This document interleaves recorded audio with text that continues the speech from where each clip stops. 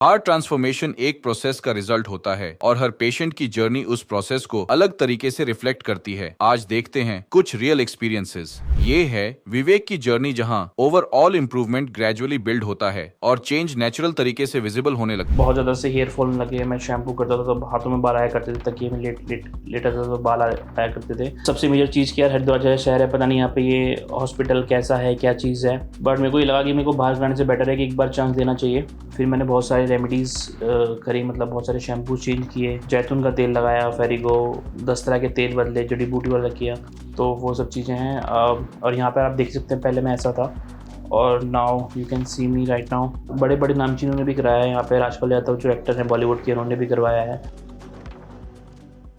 Hello, हाय, नमस्कार everyone, मेरा नाम विवेक कुमार शर्मा है। मैंने अपना ट्रांसप्लांट आज से 4 साल पहले 2020 में करवाया था। मेरी एजिंग थी और मेरा थोड़ा आई थिंक मेरे को लगता है कि फैमिली वाइज भी जो आपका होता है हायरार्की में, उस वजह से मेरा हेयर फॉल था। तो मेरा सिर्फ आगे थोड़े से बाल बचे थे, बाकी मेरे साइड से काफ़ी हो गया था। 2020 में मैंने फर्स्ट टाइम यहाँ पे अपना ट्रांसप्लांट कराया था। जितना मेरे को याद है आई थिंक 3000 और 3500 मेरे क्राफ्ट लगे थे। शुरू में बहुत डर भी लग रहा था कि क्या होगा, बहुत होगा। यूट्यूब में एक्सपीरियंस देखा था कि बहुत पेन होता है, सूजन हो जाती है। कई बार डर भी था कि सक्सेसफुल हो या ना हो। सबसे मेजर चीज़ क्या है, हरिद्वार जैसा शहर है, पता नहीं यहाँ पे ये हॉस्पिटल कैसा है, क्या चीज़ है, बट मेरे को ये लगा कि मेरे को बाहर जाने से बेटर है कि एक बार चांस देना चाहिए। ट्रांसप्लांट हुआ, ना कोई दर्द हुआ, ना कुछ सूजन हुई। They treated me very well, I am very satisfied और मज़ा आया मेरे को। मज़ा इन स्कीम की, मतलब मैं बहुत बातू नहीं हूँ, बात करते करते मुझे ऐसा नहीं लगा कि हमें कोई ट्रीटमेंट वगैरह हो रहा है, तो वो सब हुआ। उसके बाद आफ्टर 2 ईयर मेरे से क्रोन एरिया से बाल थोड़े कम होने स्टार्ट हुए, तो मैंने उनको दिखाया, तो फिर सर ने दोबारा मेरे 1000 क्राफ्ट का एक दोबारा से ट्रांसप्लांट हुआ 2022 में, और उसके बाद से ऐसे ही है। तो रिजल्ट आप सब देख ही सकते हैं मेरा A to Z। मेरे को तो बहुत पसंद है। जो लोग मुझे पहले नहीं जानते थे मेरे हेयर फॉल से पहले, तो मुझे पहचान में नहीं पाते कि मेरा ऐसा कुछ हेयर फॉल हुआ है।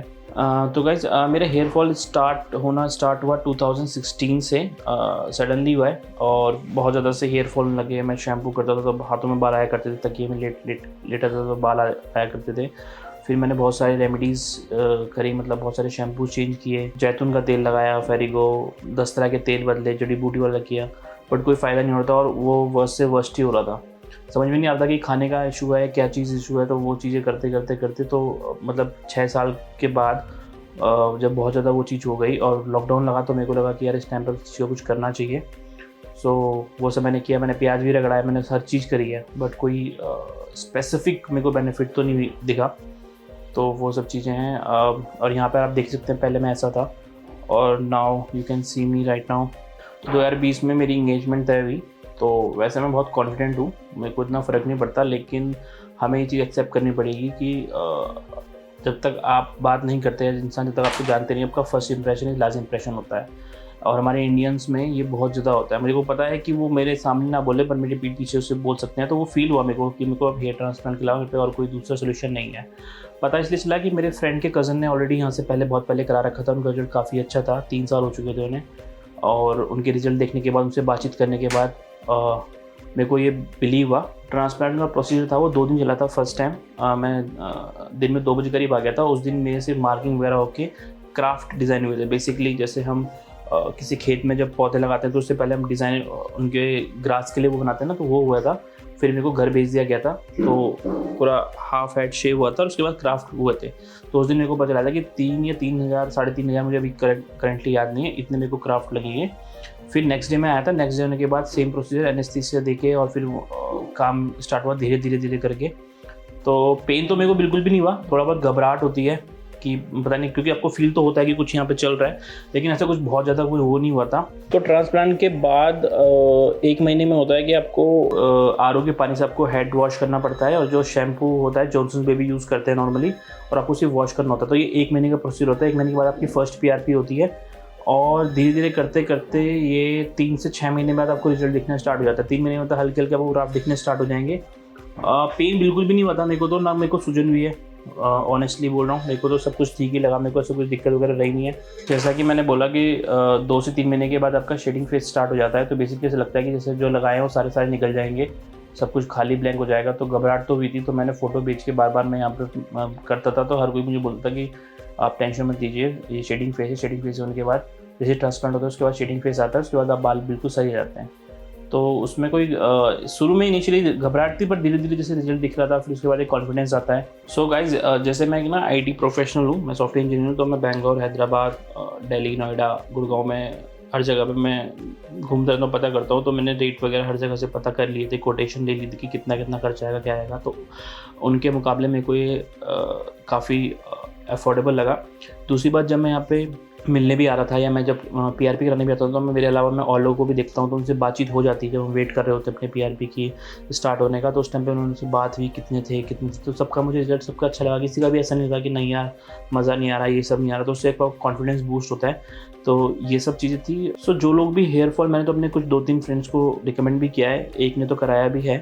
तो मैं ओपनली और विदाउट एनी हेजिटेशन सबको रिकमेंड करना चाहूँगा कि हाँ आप आओ यहाँ पे। और यहाँ पे बड़े बड़े नामचीनों ने भी कराया है। यहाँ पे राजपाल यादव जो एक्टर हैं बॉलीवुड के, उन्होंने भी करवाया है। तो कुछ तो मतलब मैं तो चलो एक नॉर्मल बंदा हूँ, पर वो मुंबई का इतना बड़ा स्टार, उसके पास पैसों की क्या ही कमी होगी, वो इंटरनेशनली भी करा सकता था। लेकिन कुछ तो रीज़न होगा जो उसने उत्तराखंड के हरिद्वार शहर में आके उसने कराया होगा। तो कुछ तो एक पॉइंट होगा ना।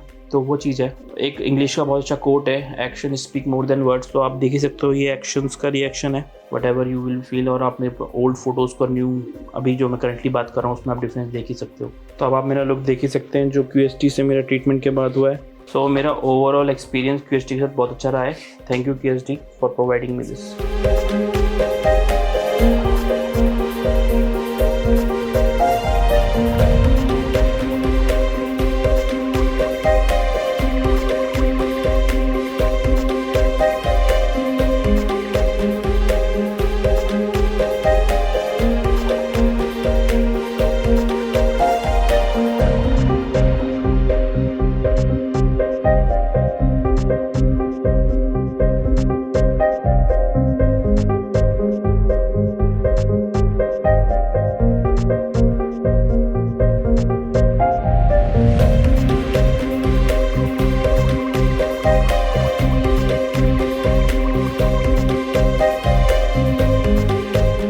अब बात करते हैं सुमित चौधरी की, जहां कंसिस्टेंसी और स्ट्रक्चर्ड प्लानिंग का रोल ट्रांसफॉर्मेशन को शेप देने में इंपॉर्टेंट रहा है और ओवरऑल रिजल्ट में क्लैरिटी नजर आती है। हमारे ये पेशेंट डिफ्यूज ग्रेड 3 बॉल्डनेस को फेस कर रहे थे, जिसमें उनकी हेयरलाइन पूरी तरह से रीसेड होकर एम शेप में बदल चुकी थी। इस वजह से पेशेंट का फ्रंटल एरिया और आधा मिड स्कैल्प हिस्सा पूरी तरह डैमेज हो चुका था, जहां ट्रांसप्लांट की काफी ज्यादा जरूरत थी। लेकिन इस पूरी सिचुएशन में सबसे पॉजिटिव बात यह रही कि उनके डोनर एरिया में स्ट्रॉन्ग और हेल्थी फॉलिकल्स अवेलेबल थे, जिन्होंने ट्रांसप्लांटेशन प्रोसेस में एक बहुत ही अहम रोल निभाया है।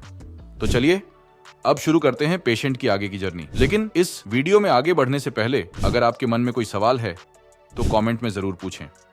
हमारे एक्सपर्ट सर्जन्स आपको हर सवाल का जवाब जरूर देंगे।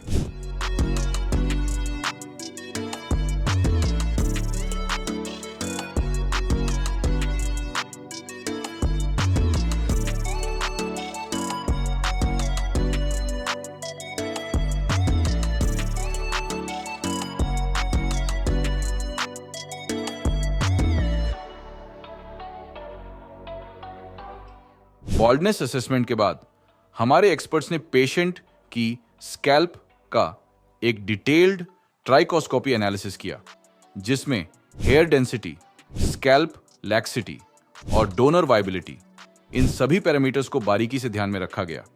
इसके बाद एक कस्टम शेप्ड हेयरलाइन डिजाइन की गई, जो न सिर्फ फेस स्ट्रक्चर के हिसाब से परफेक्टली बैलेंस थी, बल्कि नेचुरल एजिंग पैटर्न्स को ध्यान में रखते हुए थॉटफुली क्राफ्टेड की गई थी।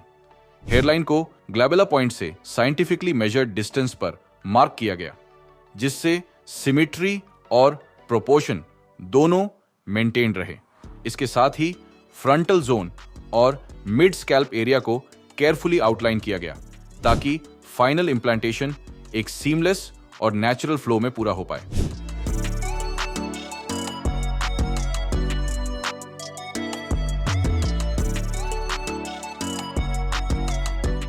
सर्जरी के दौरान सबसे पहले हेयरलाइन जोन में सिंगल और थिन हेयर फॉलिकल्स को इम्प्लांट किया गया।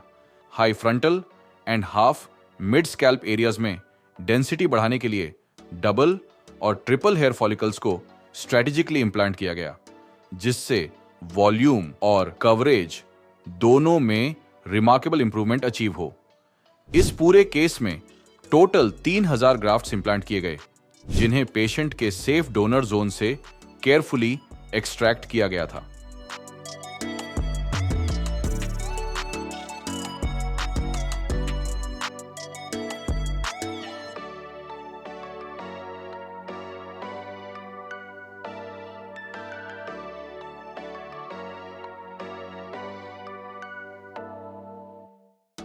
दो महीने बाद जब पेशेंट अपने पहले फॉलोअप पीआरपी सेशंस के लिए क्लिनिक आए, तो हमारे एक्सपर्ट्स ने नोटिस किया कि ट्रांसप्लांटेड एरियाज में शेडिंग क्लियरली विजिबल थी। साथ ही उसी समय पेशेंट का डोनर एरिया भी पूरी तरह से हील हो चुका था।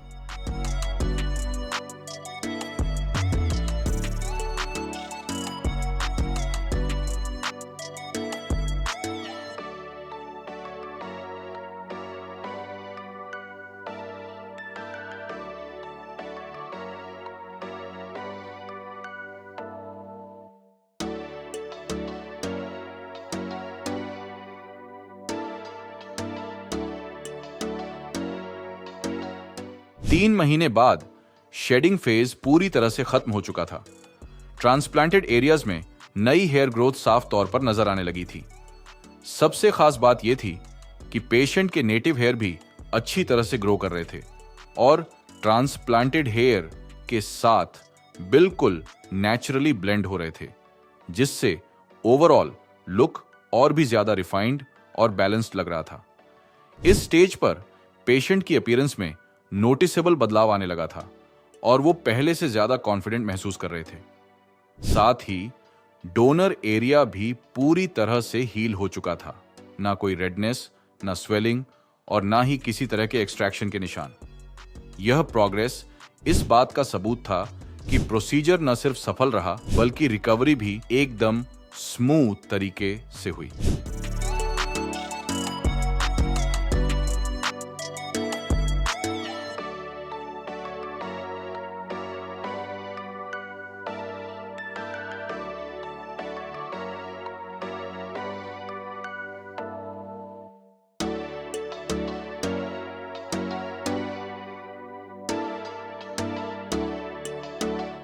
पांच मंथ्स के बाद ट्रांसप्लांट का प्रोग्रेस वाकई में ट्रूली रिमार्केबल था।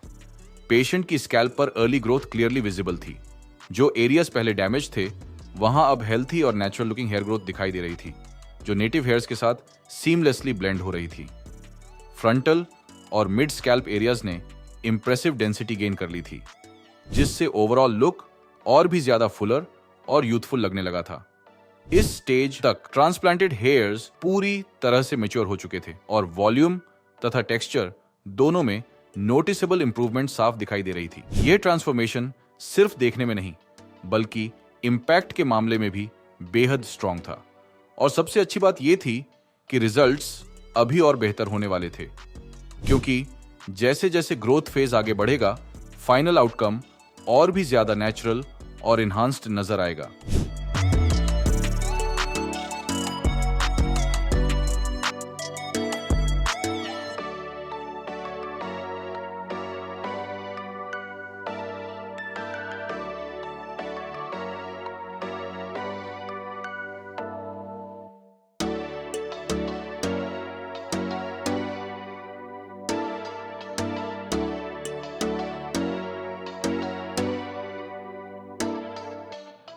अड़तालीस महीनों के बाद पेशेंट की हेयरलाइन अब परफेक्टली फ्रेम हो चुकी थी, जो उनके फेशियल फीचर्स को और भी ज्यादा एनहांस कर रही थी, जिससे वे अब ज्यादा यंग और एनर्जेटिक दिखने लगे थे।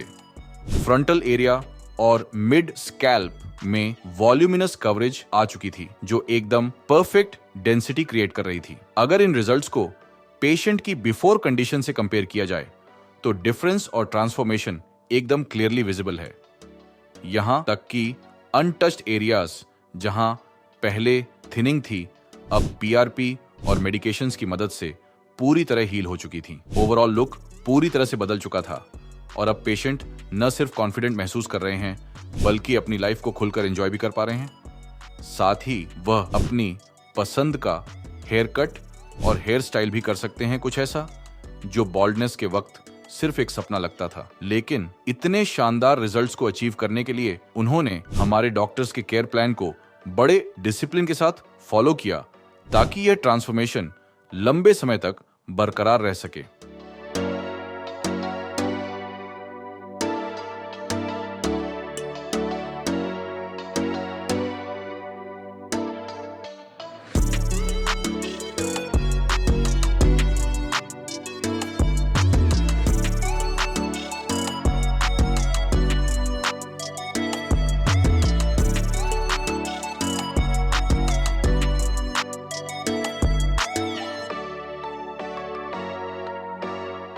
अगर आप भी बॉल्ड टू बोल्ड का अपना ट्रांसफॉर्मेशन करना चाहते हैं तो स्क्रीन पर दिए गए व्हाट्सएप नंबर पर अभी अपनी कंसल्टेशन बुक करें।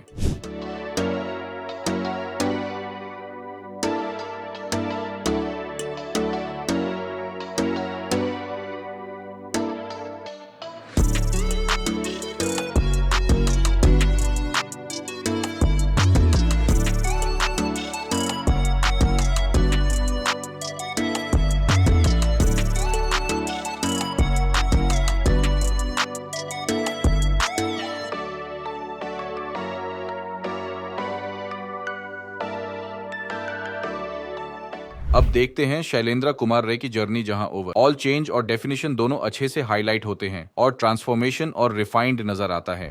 3-4 महीने बाद लगभग मेरा ग्रोथ मतलब दिखने लगा कि हाँ कुछ मतलब सही है, रिजल्ट सही आ रहा है। तो इसका जो नॉर्म ट्रांसप्लांट ही एक लास्ट ऑप्शन है वो करवाया जाएगा। ट्रांसप्लांट को लेके शुरुआती फेज़ में सभी को हेजिटेशन रहता है, सभी को बहुत चीज़ों का वो मतलब माइंड में बहुत सारी चीज़ें चलती हैं कि क्या ये रिज़ल्ट मतलब ऐसा हो पाएगा नहीं, या कुछ मतलब दिक्कत ना हो जाए फ्यूचर में। बहुत लोग एक तरह से मिथ भी है, लोग डराते भी हैं बहुत कि इससे कोई और दिक्कत हो जाएगा, कोई इसका साइड इफ़ेक्ट। मेरा नाम शैलेंद्र राय है, मेरा एज 27 ईयर्स, मैं दिल्ली का रहने वाला हूँ। 3-4 महीने बाद लगभग मेरा ग्रोथ मतलब दिखने लगा कि हाँ कुछ मतलब सही है, रिजल्ट सही आ रहा है। लगभग 5-6 महीने जाते जाते मतलब 6 मंथ कंप्लीट होते होते मेरा रिजल्ट आ गया था पूरा। मेरा बॉल्डनेस काफ़ी मतलब यंग एज पे ही स्टार्ट हो गया था। करीब मैं 19 या 20 ईयर्स का था, तभी से मेरा शुरू हो गया था। उसके बाद पढ़ाई वगैरह कंटिन्यू रखा, इधर उधर डॉक्टर के पास काफ़ी दिखाया, लेकिन कोई मतलब रिजल्ट वैसा कुछ रहा नहीं। बाल ना रुका और ना ही वो मतलब उसमें कोई पॉजिटिव रिजल्ट नहीं आया। धीरे धीरे वो कम होते गया।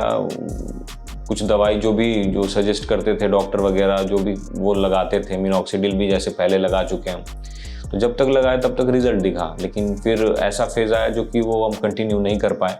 उस फेज़ में मेरा इतने तेज़ी से बाल मतलब वो हो गया कि पूरा जो मतलब दिखता था उसके आधे से भी ज़्यादा बाल कम रह गया। तो अब मतलब नॉर्मल वो लगता था कि क्या इसका कोई मतलब ही नहीं है, वो दवाई वगैरह या कुछ ऐसे ही रहना पड़ेगा। मतलब बहुत ही निगेटिव, कहीं भी जाने में मतलब थोड़ा सा झिझक लगता था कि लोगों से कैसे मिले, क्योंकि कहीं भी जाइए तो पॉइंट ऑफ डिस्कशन यही रहता है, अरे आपके तो 1 साल 2 साल पहले ऐसा था, अभी आपका ऐसा हो गया है।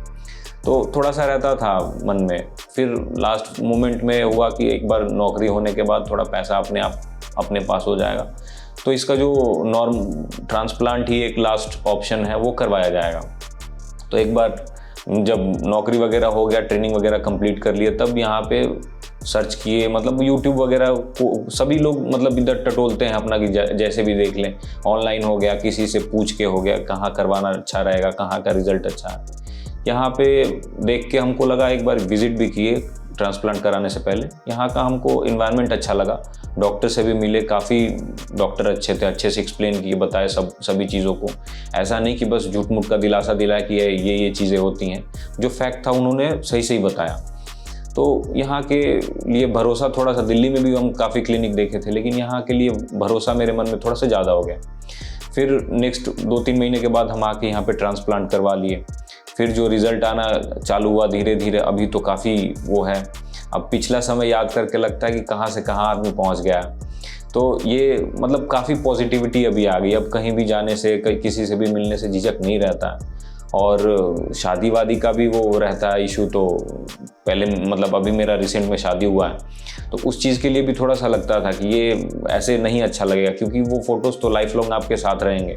उन चीज़ों में वैसे बोल्ड होके और वो मतलब थोड़ा सा अच्छा नहीं लगता था। लेकिन अभी काफ़ी सही है, हम काफ़ी QHT से सेटिस्फाइड हैं।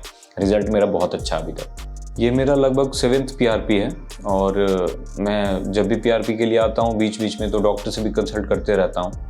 तो मतलब ये ज़रूरी कि क्यों दिल्ली से बार बार हरिद्वार आना PRP इतना ज़रूरी है क्या? लेकिन उन लोगों ने समझाया कि जो आपके ट्रांसप्लांटेड हेयर हैं, इनका मतलब हेल्दी लाइफ के लिए और इनका वो थिकनेस मेंटेन करने के लिए आपको मतलब रेगुलर इंटरवल पे PRP लेते रहना पड़ेगा। अभी कुछ समय तो लीजिए, अभी आपका नया ट्रांसप्लांट है, अभी आपको लेते रहना पड़ेगा।